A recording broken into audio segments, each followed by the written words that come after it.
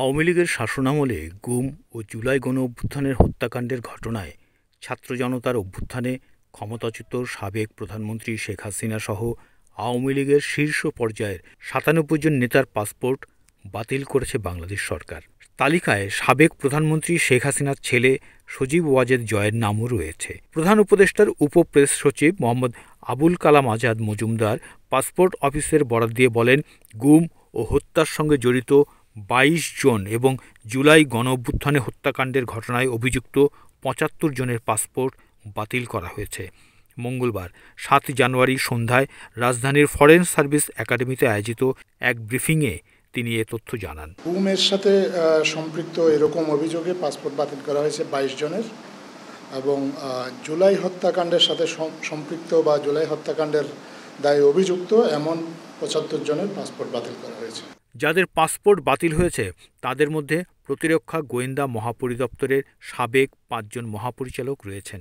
তালিকায় আরও রয়েছেন সাবেক প্রধানমন্ত্রীর প্রতিরক্ষা বিষয়ক উপদেষ্টা তারিক আহমেদ সিদ্দিকী।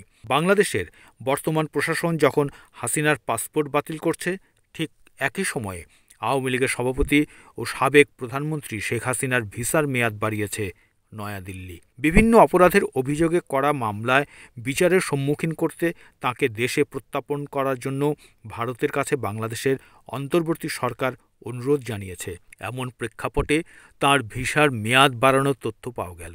গত বছরের ৫ই আগস্ট ভারতে পালিয়ে যাওয়ার পর এখন পর্যন্ত সে দেশেই অবস্থান করছেন শেখ হাসিনা। আন্তর্জাতিক অপরাধ ট্রাইব্যুনালে শেখ হাসিনার বিরুদ্ধে গণ অভ্যুত্থানের সময় হত্যাকাণ্ড, গত ১৬ বছরে গুম, ক্রসফায়ার, পিলখানা হত্যাকাণ্ড ও শাপলা চত্বরে হেফাজতে ইসলামের সমাবেশে হত্যাকাণ্ড, মোটা দাগে এ কয়টি মানবতা বিরোধী অপরাধের অভিযোগ এসেছে তার বিরুদ্ধে।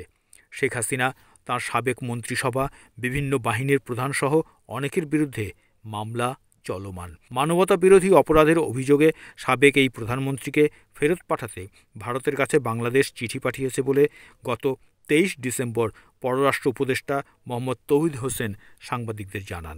সাবেক প্রধানমন্ত্রী হাসিনা যাতে ভারতে অবস্থান করতে পারেন সেই পথ সুগম করতে সম্প্রতি তাঁর ভিসার মেয়াদ বাড়ানো হয়েছে বলে মনে করেন অনেকে।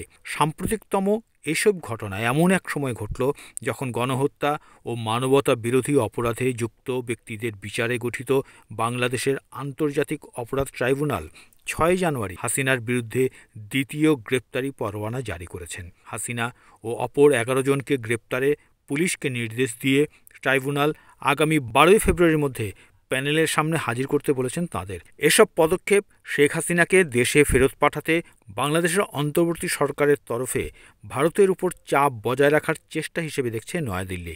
এদিকে শেখ হাসিনার প্রত্যাপন নিয়ে ভারত এখনও কোনো মন্তব্য করতে প্রস্তুত নয়। গত শুক্রবার ৩ জানুয়ারি ভারতের পররাষ্ট্র মন্ত্রণালয়ের মুখপাত্র রণধীর জয়সওয়াল সাপ্তাহিক ব্রিফিংয়ে এ সংক্রান্ত এক প্রশ্নের উত্তরে বলেন, ১ সপ্তাহ আগে শেখ হাসিনার প্রত্যাপন নিয়ে বাংলাদেশের বার্তা পাওয়ার কথা জানিয়েছিলাম। এই প্রাপ্তি স্বীকারের বাইরে তেমন কিছুই বলার নেই।